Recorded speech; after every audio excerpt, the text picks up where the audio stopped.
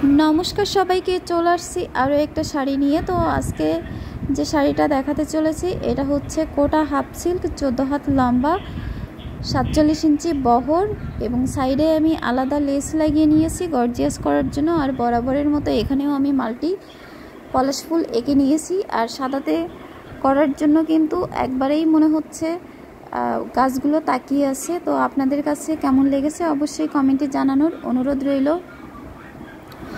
এবং নতুন নতুন ডিজাইন পেতে আমার পেজটি অবশ্যই লাইক করে দিবেন।